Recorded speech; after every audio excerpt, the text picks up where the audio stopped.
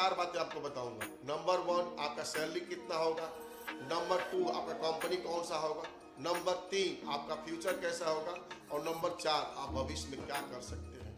इसके बारे में सब कुछ बताऊंगा, तो चलिए वीडियो को देखते रहिए और समझते रहिए। नमस्कार दोस्तों, आप लोग का बहुत कमेंट आ रहा था कि हेल्पर ट्रेड का इंटरव्यू कैसे होता है। तो दोस्तों देखिए, हेल्पर का कोई ट्रेड नहीं है, बेसिक कोई ट्रेड नहीं होता। वो जिस काम में हेल्पर ही करता है वही ट्रेड उसका हो जाता है।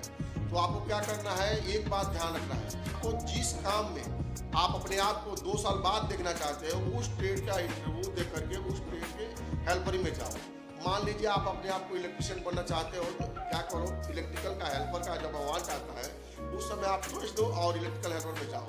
तो अगले 2 साल में एक अच्छा खासा इलेक्ट्रिशियन बन जाओगे।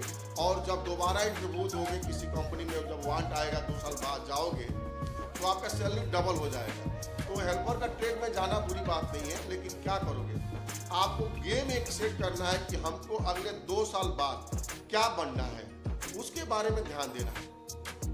तो अगले 2 साल में आप जो बनना चाहते हो उसका इंटरव्यू कीजिए, उसके बारे में हेल्परी में जाइए और 2 साल तक लगातार मेहनत कीजिए। आपका सैलरी मान तो कितना होगा, 1000 से 1200 रुपये होगा, बस 1000 से 1200 रुपये सैलरी होगा। चाहे किसी भी हेल्परी के ट्रेड में जाओ, चाहे वो इलेक्ट्रिशियन के साथ में लग जाओ, पैकिंग के साथ में लग जाओ, साफ सफाई में लग जाओ, या मैकेनिकल में लग जाओ, या सिविल में लग जाओ, किसी भी काम में जाओगे 1000 से 1200 रुपये हेल्परी का ट्रेड होगा। लेकिन करना क्या है आपको, अगले 2 साल में आपको जो बनना है उसका इंटरव्यू दीजिए, उसमें पास होइए और आप जाइए। अगले 2 साल तक मेहनत कीजिए और फिर वापस आइए, यहाँ इंटरव्यू दीजिए और अपने आप को आप देखेंगे कि आपका सैलरी डबल हो जाएगा। कैसे, मान लीजिए आप मैकेनिकल हेल्पर में गए, अच्छा मैकेनिकल बन के आए, 2500 रुपये सैलरी मिलेगा आपको। जब वापस इंटरव्यू देंगे तो 2500 रुपये ट्रेड हो जाएगा। आप इलेक्ट्रिशियन के ट्रेड में जाएंगे, हेल्परी के तौर पे जाएंगे, 1000 रुपये सैलरी अभी लगेगा, लेकिन जब अच्छा इलेक्ट्रिशियन बन के आएंगे तो 1800-1600 रुपये मिलेगा। लेकिन अगर आप क्रेन ऑपरेटर का मैकेनिकल में जा रहे हैं, कोई क्रेन सीख के आ रहा है, कोई डीजल मैकेनिक का काम सीख के आ रहा है, कोई गैराज में है, तो आपको अच्छा एक पैकेज मिलेगा, लमसम 3000 से 4000 रुपये तनख्वाह हो जाएगा आपका। कब, जब 2 साल बाद वापस इंटरव्यू दीजिएगा तब। तो हेल्पर में जाना बुरी बात नहीं है, लेकिन अपने आप को एक गोल सेट कर रखना कि हमको अगले 2 साल में काम सीखना है, वापस इंडिया आना है, इंटरव्यू देना है, अच्छे ट्रेड में जाना है। लेकिन जो भाई लोग पैकिंग में जाएगा, झाड़ू सफाई करने में जाएगा, या कहीं जा रहा है झाड़ू पोछा करने में जा रहा है, या किसी सुपरमार्केट में जा रहा है, हेल्पर के तौर पे जा रहा है, उनका सैलरी 1000 से 1200 रुपया एक्सपीरियंस के हिसाब से 1300-1400 रुपये पड़ेगा। कब, मालूम नहीं कब, क्योंकि इसका कोई लिमिट नहीं होता। जैसा आपका नॉलेज रहेगा उसके हिसाब से आपको तनख्वाह मिलेगा।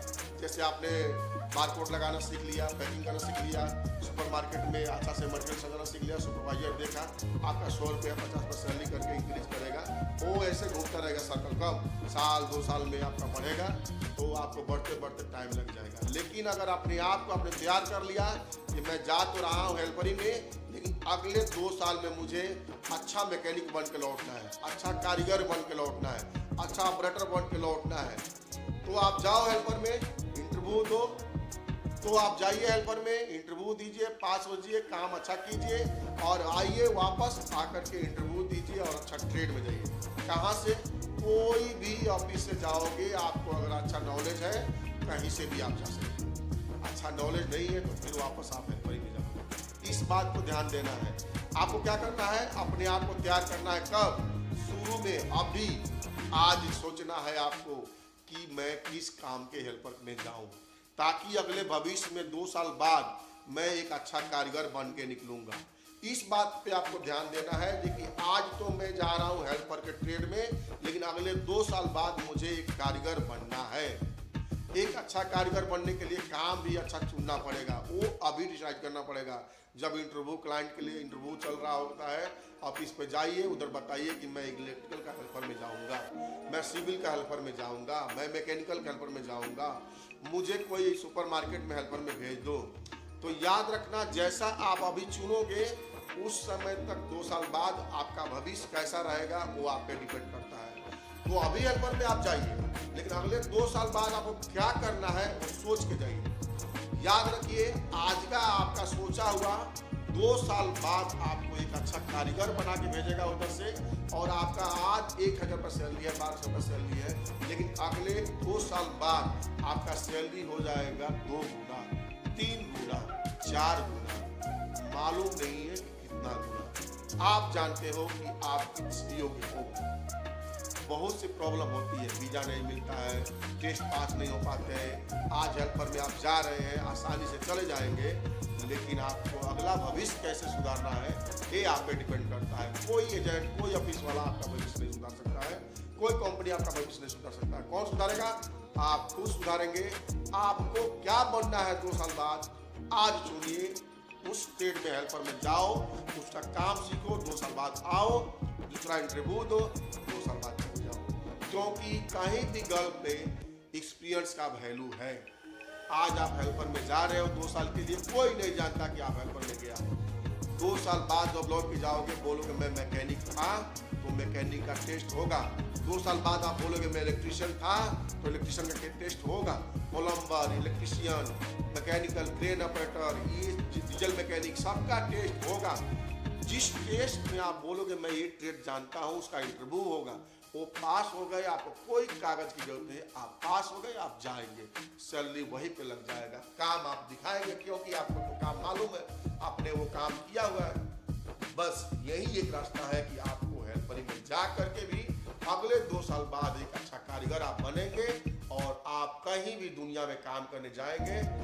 2 साल कुछ भी नहीं है, यूं ही निकल जाता है। लोग तो 20 साल 40 साल गल्फ में निकल जाते हैं, लेकिन वो काम नहीं सीख पाते हैं। क्यों? उनका गोल सेट नहीं है कि हमको करना क्या है। गोल सेट कैसे होगा? ऐसे होगा, कब क्या करना है आज सीखो, उसके बारे में समझो, उसका टेस्ट दो।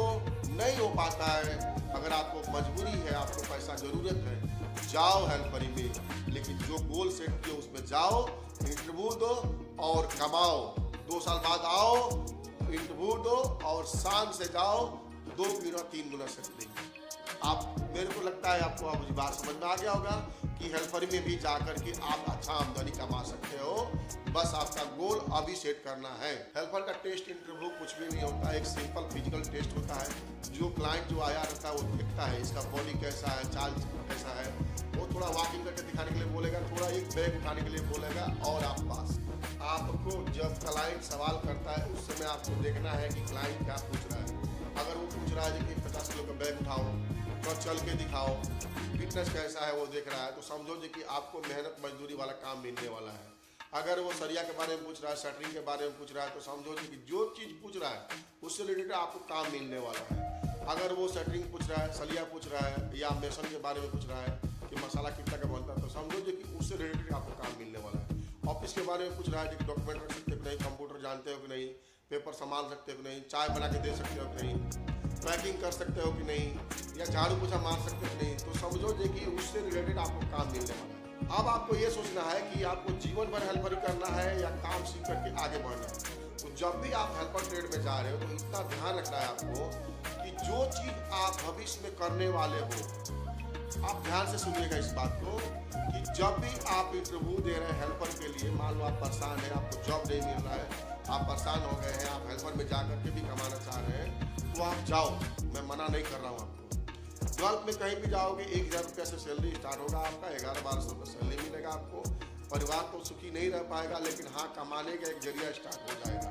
तो आपको ये ध्यान देना है कि जब भी आप इंटरव्यू के लिए जाओ तो आप ये सोच के जाओ कि आज तो मैं हेल्पर के लिए जा रहा हूँ, लेकिन आने वाले दिनों में मुझे एक कारीगर बन के वहाँ से लौटना है, ताकि जब भी आप 2 साल बाद लौटोगे तो एक कारीगर का इंटरव्यू दे सकें। वो कैसे होगा?